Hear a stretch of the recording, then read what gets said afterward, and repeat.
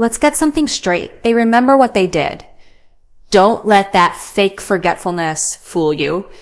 People don't just forget the moments they shattered someone. They avoid it. They suppress it because remembering requires responsibility, and responsibility requires change. And let's be honest, most people aren't ready to change. You know what they are ready for. Comfort, ego, denial. They hurt you, and now they're acting like it never happened, not because they're innocent, but because pretending is easier than owning the damage. Because if they actually admitted the harm, they'd have to face a version of themselves they don't want to see. So they pretend, they change the subject, they act normal. And here's what that does. It messes with your mind. It makes you question your memory, your reaction, your entire emotional reality. Maybe it wasn't that bad. Maybe I overreacted. Stop right there. You didn't overreact. You responded with pain because someone chose to cross a line. But see, people who don't know how to process guilt don't respond with remorse. They respond with deflection. They shift. They silence. They disappear behind a wall of nothing happened. Because if nothing happened, then they don't have to do anything about it. That's the real game. They're not trying to fix it, they're trying to forget it. And they want you to help them do that by staying quiet, staying confused, and staying in their life like everything's normal. Don't give your peace away just because someone refuses to sit in the discomfort of truth. You are not dramatic for wanting closure. You are not crazy for remembering every word, every look, every moment. And you are not weak for wanting someone to acknowledge the pain they caused. But if they can't, then understand this. It is not your job to drag someone into emotional maturity. It is not your job to perform your pain louder just so they finally hear it. The apology you never got is not a sign of your worth. It's a sign of their limits. So stop waiting. Stop repeating your pain to ears that only listen to themselves. Start healing by walking forward with your head up, not turning back. Because the people who pretend nothing happened after hurting you, they know exactly what they're doing. And you know exactly what you need to do now. It's not your pain they're ignoring, it's their accountability they're running from. That's the truth. Nobody tells you when you're sitting there replaying it all in your head, wondering how they can move on so easily. How can they sleep at night? How can they act so normal when they're the reason you can't even take a deep breath without feeling that tightness in your chest? You think, maybe they didn't understand the damage they caused. Maybe they didn't mean to. Maybe if I just explain it one more time, they'll get it. But deep down, you know they got it the first time. They heard you. They saw your tears. They watched you collapse under the weight of the betrayal, the silence, the blame shifting. They just didn't care enough to carry any of it with you. Because if they acknowledged your pain, they'd have to acknowledge their role in it, and that's the part they can't face. See, people who hurt you and walk away like nothing happened aren't unaware. They're unwilling to take responsibility, unwilling to face what accountability demands, humility, vulnerability, effort. And some people would rather rewrite the story than admit they played the villain. They'll spin it, twist it, gaslight it until you look like the one who caused the storm, just so they never have to admit they threw the first lightning bolt. Because to take accountability is to put the mirror up to your own actions. It's to say, yes, I did that, and mean it. Dude, that's not easy when your whole identity is built on being right, being good, being justified. So they dodge it, not because your pain is invisible, but because accountability feels unbearable. And let's be real, accountability comes with consequences. Once they admit they hurt you, the next step is repair, apology, change, effort. And effort means work. It means discomfort. It means shedding the illusion that they're the victim of their own story. That's a level of emotional honesty some people simply refuse to reach. So they act like nothing happened. They smile. They text you like everything's fine. They post pictures. They carry on with life. Not because they're healed, but because they're hiding. You're over here drowning in confusion, questioning your own memory, while they're walking on dry land, pretending the flood never happened. And the sickest part, it works for them. because silence gives them power. Denial gives them safety. Your pain, that's a threat to the narrative they need to believe that they're not the bad guy. It's not that they don't see you hurting. They see it. They just can't afford to feel it. Because if they did, they'd have to change. They'd have to grow. They'd have to say, I was wrong. And people who are addicted to being right would rather lose you than lose control. They'll keep up the act. Keep pretending. Because facing your pain would mean finally facing themselves. And that's the scariest thing of all. So they'll paint over the wreckage. They'll step over the pieces. They'll sit in the same room with you and pretend the walls were never cracked. But don't let their performance convince you that what you felt wasn't real. It was. You're not asking for too much. You're asking for accountability from someone who ran from it the moment it came knocking. People who hurt others without remorse have trained themselves to prioritize comfort over conscience.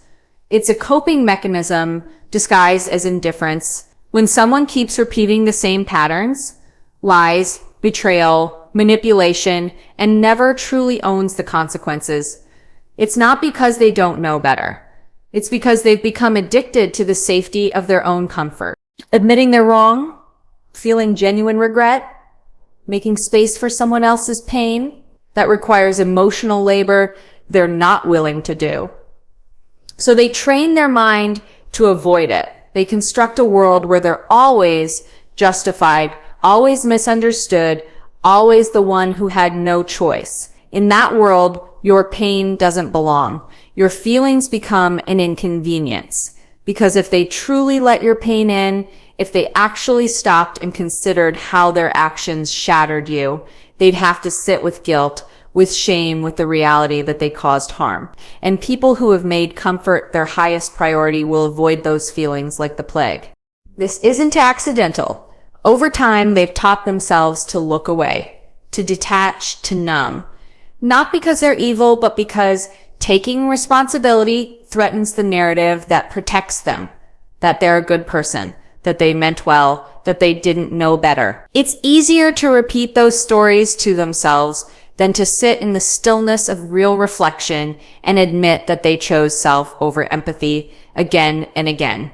It's not that their conscience doesn't exist. It's that it's been buried, silenced, ignored for so long that it no longer speaks loud enough to interrupt their comfort. They've practiced this. They've developed emotional blind spots that allow them to walk away from wreckage without even flinching. And the more they do it, the easier it becomes.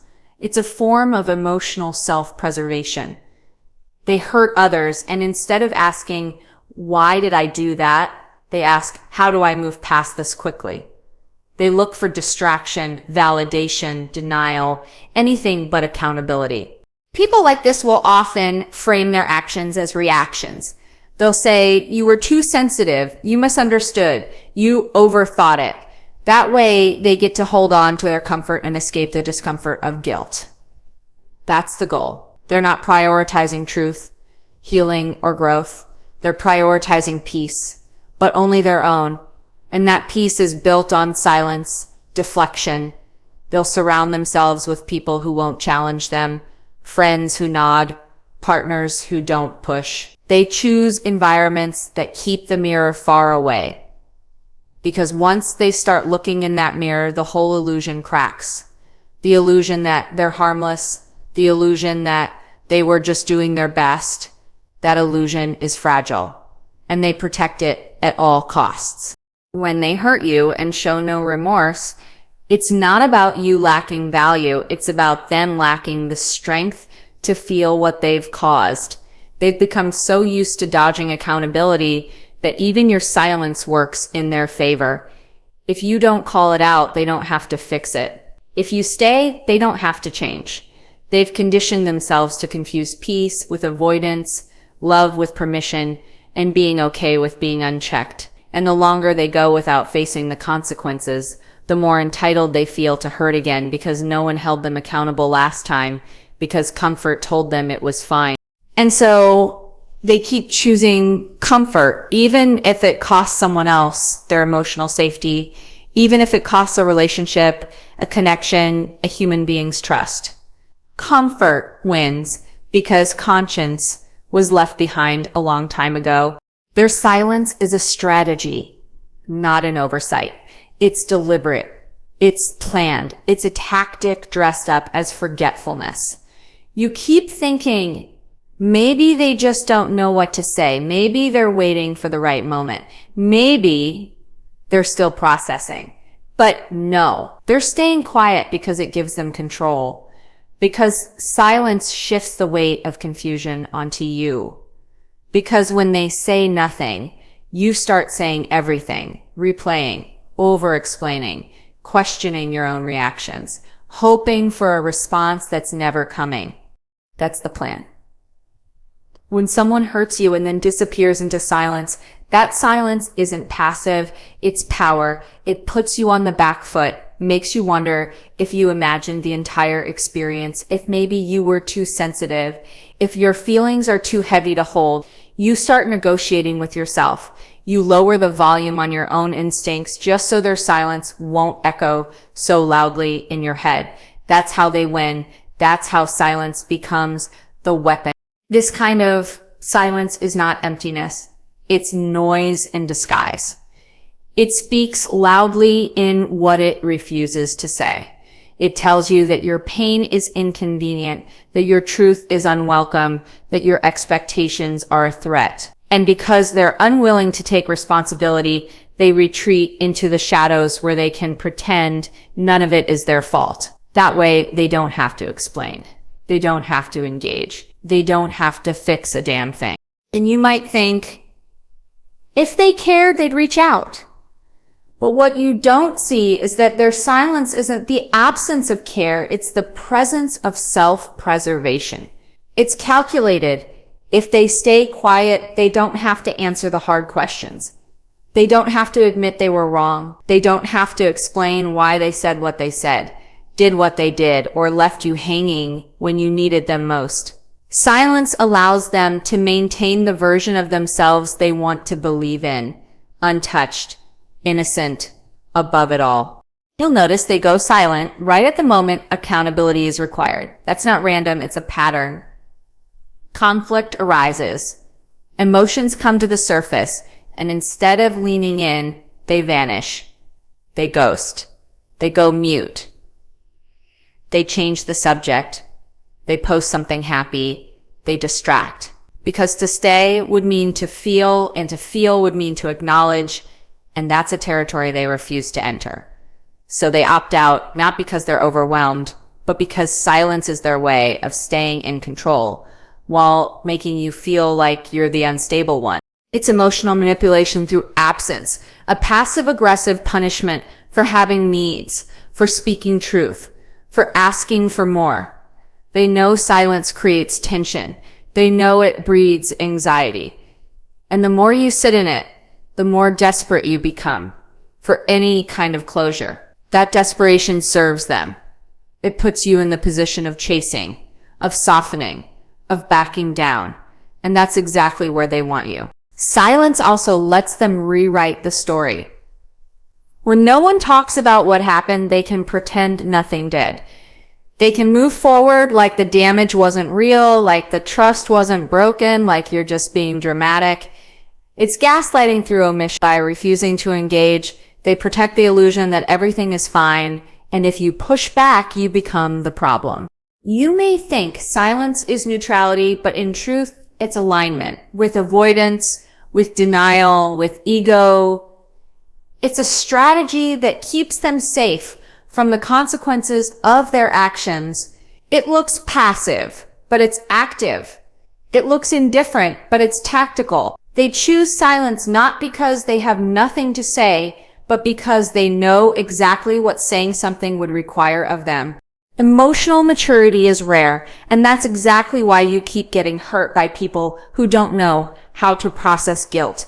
Not everyone you meet is capable of sitting with the uncomfortable reality that they caused pain. Some people have never developed the tools to hold space for someone else's hurt without deflecting, defending, or disappearing. They don't know how to carry the weight of their actions because they've spent their whole life avoiding the feeling of guilt like it's poison instead of a sign of conscience. So when they hurt you, their first instinct isn't repair, it's escape.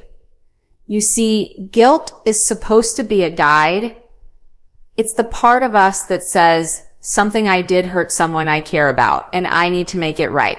But people who lack emotional maturity don't see guilt that way. They see it as an attack, a threat to their identity, a wound to their ego. They don't separate their behavior from their worth. So if they admit wrongdoing, they feel like they're admitting they're bad people. That internal collapse is too much for them. So they shut down. They lash out. They make you the problem instead. It's easier for them to say, you're too emotional, too reactive, too intense, than to say, I was wrong. They never learned how to process guilt in a healthy way because somewhere along the line, they were either never held accountable or punished so harshly for mistakes that they now associate guilt with shame. And shame is paralyzing. Instead of saying, I messed up, they live in fear of being exposed as flawed. They become defensive, cold, avoidant. You confront them gently, hoping for understanding, and suddenly you're in a war you didn't start. That's not because your words were cruel, it's because their ego is fragile. You're not attacking them, but they feel attacked. Not because of you, but because guilt is something they've never learned to survive. So the cycle begins. You speak your truth, they dodge it. You ask for repair, they disappear. You express hurt, they accuse you of being dramatic. And each time you walk away questioning yourself, wondering if maybe your expectations were too high. Maybe you misread the situation. Maybe you're the one who's difficult. But no, what's really happening is you're expecting maturity from someone who never grew up emotionally. You're handing adult-level situations to someone with child-level tools. They simply don't know how to process the weight of their actions without collapsing under it or denying it altogether. That's why they don't apologize sincerely, why they justify, minimize, or blame. They think acknowledging your pain means admitting failure, and they can't stand that mirror. So instead of facing the discomfort, they project it. And that projection often lands on the person who's brave enough to speak up. You become the villain in their story simply for holding a boundary or telling the truth. You didn't do anything wrong except ask for accountability. And for people who lack emotional maturity, that's the most threatening thing you can do. They want connection without conflict, love without responsibility, closeness without consequence. They want the comfort of relationship without the discomfort of self-reflection. And you, being emotionally aware, keep thinking, if I show them how it hurt, they'll care enough to change. But people who can't process guilt don't change because of your pain. They change only if they're willing to confront their own. You keep getting hurt not because you're too emotional, but because you keep expecting depth from people who only operate on the surface. You speak in the language of healing, and they respond in the language of avoidance. You're trying to grow with someone who's still running from the mirror. And no matter how patient, kind, or understanding you are, you can't make someone feel what they refuse to feel. You can't make someone take accountability when all they've ever done is run from it. The apology you never got is their emotional ceiling, not your worth. It's not a reflection of how lovable you are, how valid your feelings were, or whether the pain you experienced was real. It's a reflection of how far they're capable of going emotionally. Some people hit their limit long before they ever reach honesty. They'll give you excuses. They'll give you silence. They'll give you distraction, but they won't give you what you actually needed, an acknowledgement, a moment of truth, a sincere, I'm sorry for what I did and how it made you feel. You didn't get it, not because you were too much, too intense, too needy, but because they couldn't meet you at the level of emotional maturity you were asking for. They don't have the tools, they don't have the language.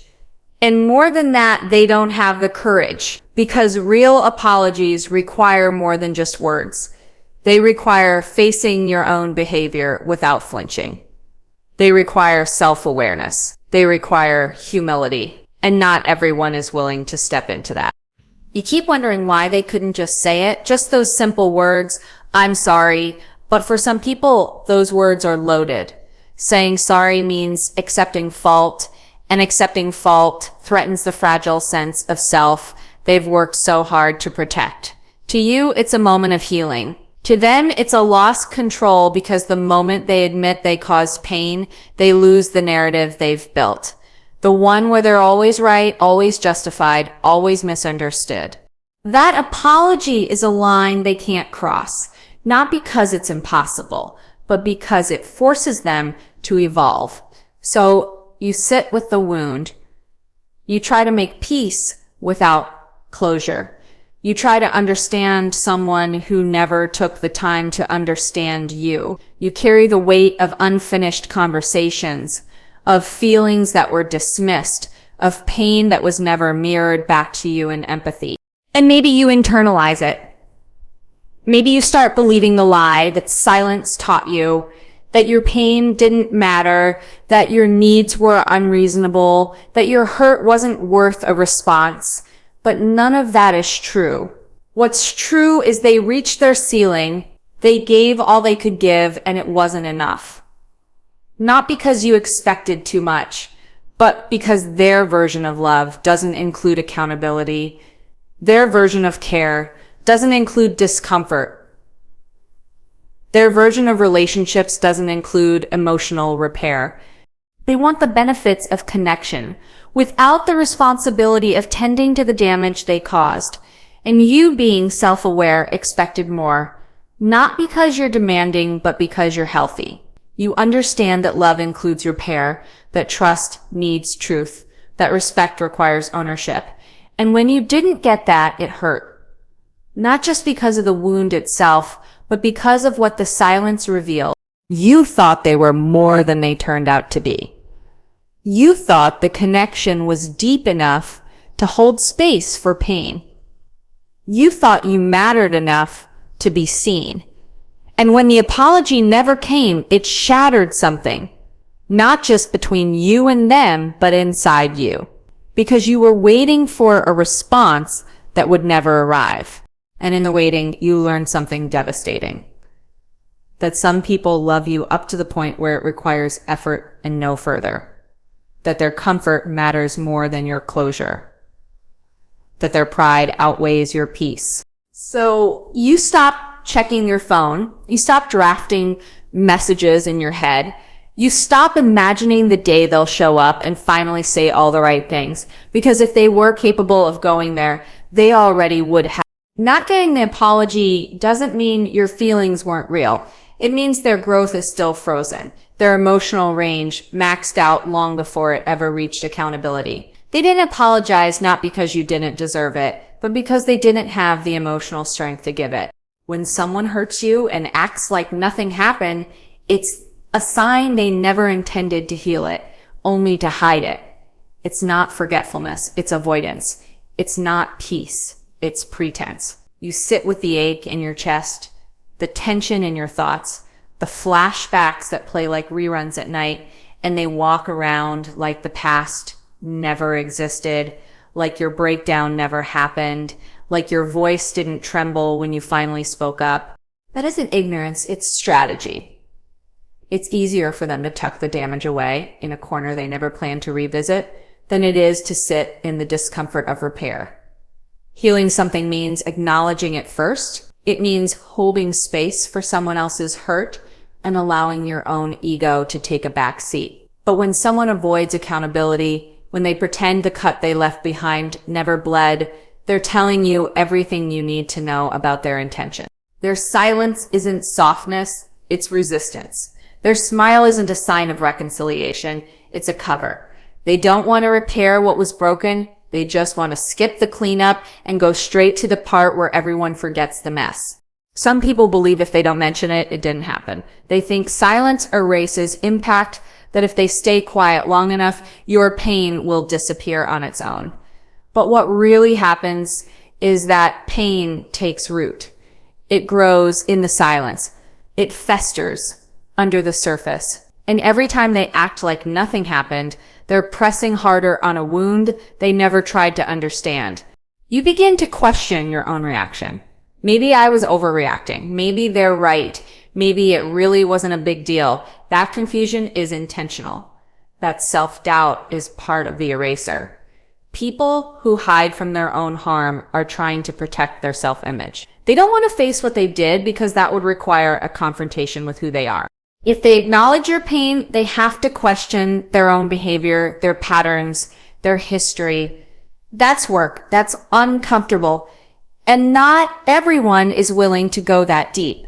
So instead, they bury it. They cover it with forced normalcy. They distract with small talk. They post happy photos. They laugh louder, not because they're happy, but because pretending is easier than repairing. When someone hides what they broke, they make you carry the pieces. They offload the emotional labor onto you. They leave you to sit with the questions, the unresolved tension, the longing for closure they have no intention of giving. And what's worse, they act like your desire for that closure is a burden, like you're the problem for not being able to move on as quickly as they pretend to. They invalidate your experience simply by ignoring it. And somehow that becomes more painful than the original hurt. It's not healing if only one person is doing the work. It's not resolution if only one person is acknowledging the damage. When they act like nothing happened, it's not because they don't know what they did. It's because they never planned on taking responsibility in the first place. They were never going to stay and sweep up the shards. They were never going to sit across from you and ask what you needed to feel safe again. That was never part of the plan. They disappear emotionally, not because the situation is too complex, but because accountability is too heavy for them to hold. They pretend everything's fine because that version of reality makes them feel comfortable.